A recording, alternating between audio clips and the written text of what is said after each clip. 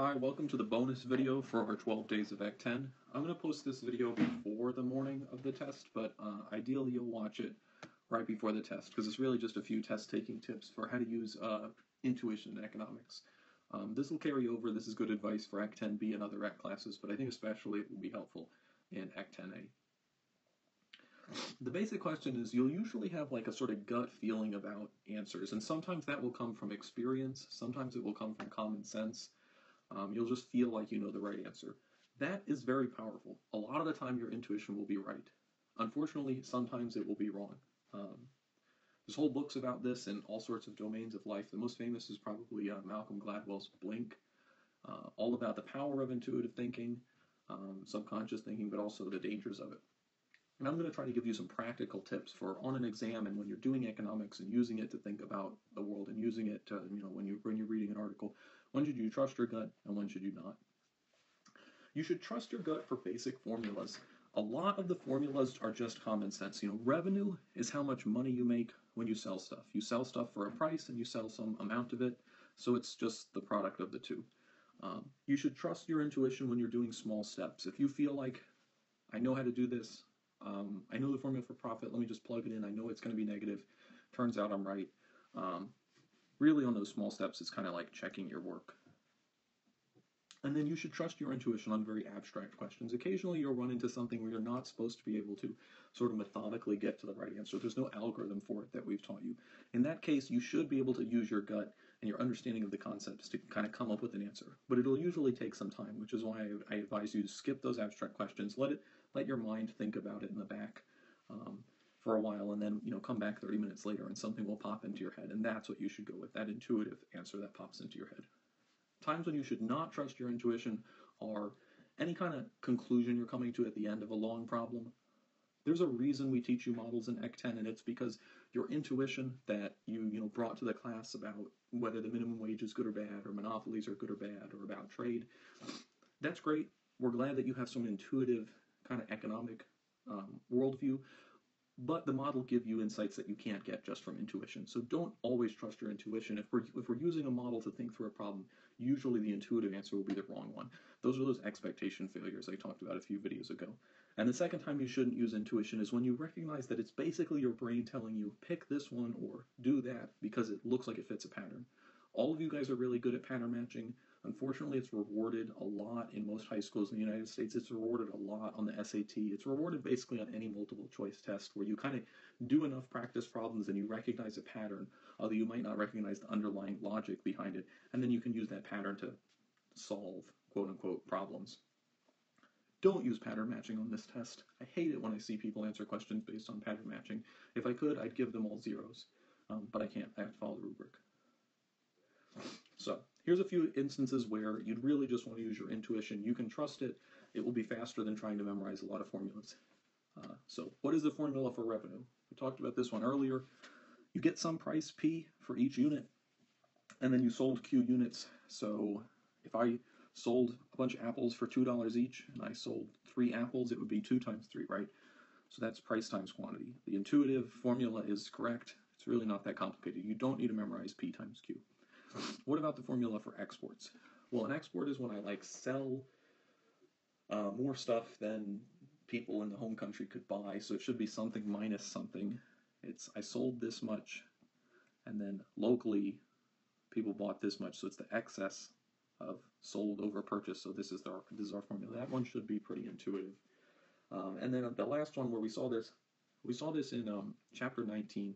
Built up this whole kind of convoluted development of what is the demand curve for labor, and it's basically the value of those laborers to the company. So what is the value of their labor as a formula? Well, it's the amount of stuff they can produce, so that's MPL. MPL is like if I add one more worker to the assembly line, how much more stuff would he produce, or would we as a whole produce? And then the value of that stuff is whatever I can sell it for, so like P dollars each. So just like kind of above, P times Q, this is going to be P times marginal product of labor. You don't really need to memorize any of these formulas. They are very intuitive. Profit is intuitive. It's revenue minus cost. It's like how much money you net. Bang for the buck is very intuitive. It's marginal utility per dollar. So if you remember that dimensional analysis video, it's like going to be marginal utility, utils in the numerator, and some kind of dollar units in the denominator, so that's the price, and then you get bang for the buck, utility per dollar. The second place you're going to be using a lot of intuition on abstract questions. So I gave 2 examples here from past exams.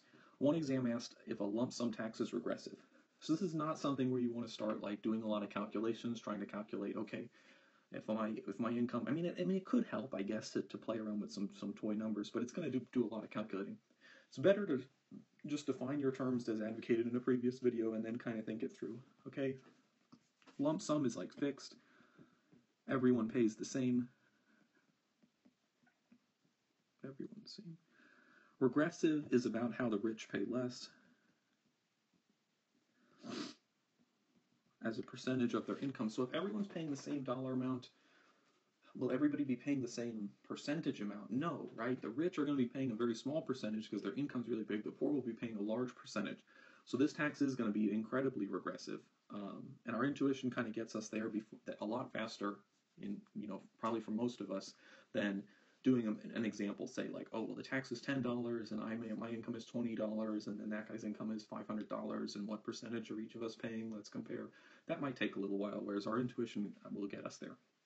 Another one was something along the lines of, how can the poverty rate decrease but the Gini coefficient increases? So again, this is about inequality. So we're going to get some points for defining our terms. And when it increases, it means inequality is going up. And then poverty decreasing means, fewer people are below that poverty line, or a smaller percentage of people are below that specific line. So how can fewer people be poor, but the income inequality, the spread in incomes increased? And then you think about it for 30 minutes and you come back to it, and eventually it probably occurs to you, it must be that the middle class is getting hollowed out.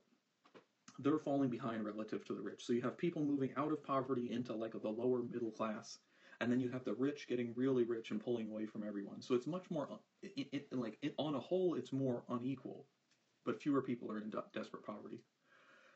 Another explanation would just be that everybody got richer. The rich just got most of the benefits. So everyone got richer, so fewer people are poor, but the rich got most of the benefits, so they really pulled away and the inequality increased a lot. So here's where not to use your intuition. Well, at least don't rely on it too much. Sometimes you'll work through a long problem, and we've used a model for a reason. We're going to derive some interesting sort of implications that you might not expect. You saw this a lot on the problem sets with Professor A and B making recommendations and who's right. But you've also seen it on past practice exams. One asked if forming a cartel, or maybe it was a monopoly, would increase social surplus. Your intuition should be, no, monopolies are bad. But the fact that we asked this question kind of gives it away that maybe in some certain circumstances a monopoly could be good. In particular, the monopoly is going to decrease output. And if there's a really big negative externality, that might actually be a good thing. So the answer for this is actually maybe. And the context in which this was asked, you could actually be very concrete about it and just calculate social surplus. So what you want to do when you have the option of calculating and being specific is just do it. Be methodical. Use the table. Calculate social surplus before and after and see if it increased or decreased. Or at the very least, use a diagram. Find the deadweight loss. If there is deadweight loss from not having the monopoly, then you know that the monopoly is probably better. Another example where, I don't think this is from a past test, but where you could be asked is, how does quantity demand change when the price increases? And then the obvious answer is, it goes down, right? Goes down.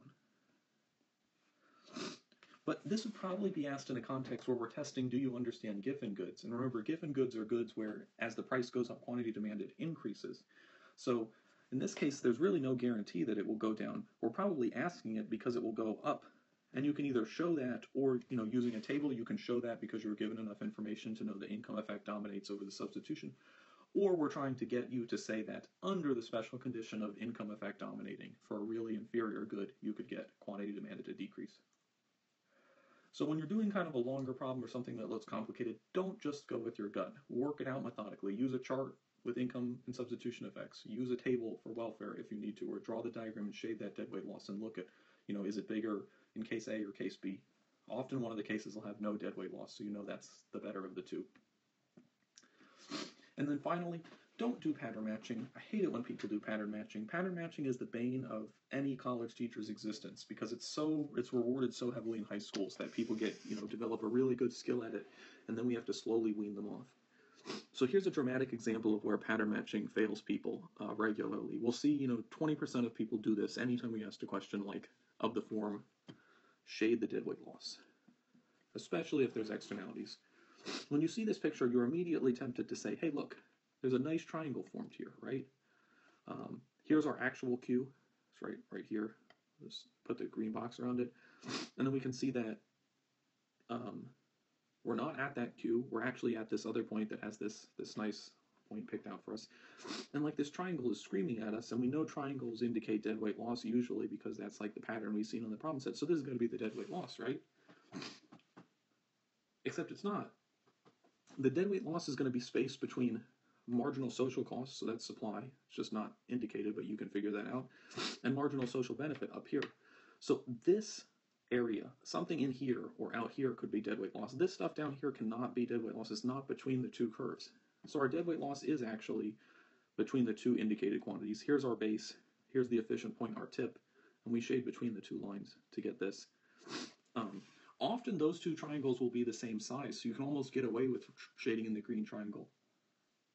But I picked the externalities, the marginal externality here to grow over time, so it actually does make a difference. You can clearly see that the green triangle is bigger than the red triangle, so if you shaded it, you would get 0 points, because you shaded in something that's A is in the wrong place and B is way too big. In summary, use common sense for formulas. Most of the formulas are not things you need to memorize. Profit, revenue, bang for the buck. These are all very straightforward, intuitive concepts. There's no formulas to memorize. Average total cost. Just divide total by Q and get an average. Skip abstract questions, but then when you come back to them, after they sort of processed in the background for a while, use your gut to answer them. Your gut will often be right after you've sort of processed it for a while. That said, sometimes you've been working on a question for a while, it's long, it had part A, B, and C, or it's just one of those questions that jumps out to you as being like, I need to use a table and do some calculations. I need to use an income and substitution effect chart. I need to use a welfare table. In those cases, please don't use your gut. It will often be wrong. These are the expectation failure questions where we want you to use the model and come to the unexpected conclusion to show us that, we taught you these models so you could figure things out, figure out novel situations and apply economic concepts to get the right conclusion, instead of just using your gut reaction that will be wrong in these particular cases. Thanks for watching this video. Good luck on the test. Hopefully you're watching this shortly before, maybe the night before or the morning of. I know you'll do really well in it. I have 100% faith in you. You've done well so far. Pretty much everyone has done well so far. Some people maybe got a little anxious on the previous tests and underperformed, but I know, and we've talked about how you have the capability of doing much better on this final, and I'm absolutely 100% confident it will show through today. Also, Merry Christmas, Happy Holidays. Please enjoy your break, because I probably won't see most of you at the testing site tomorrow. Thanks for watching.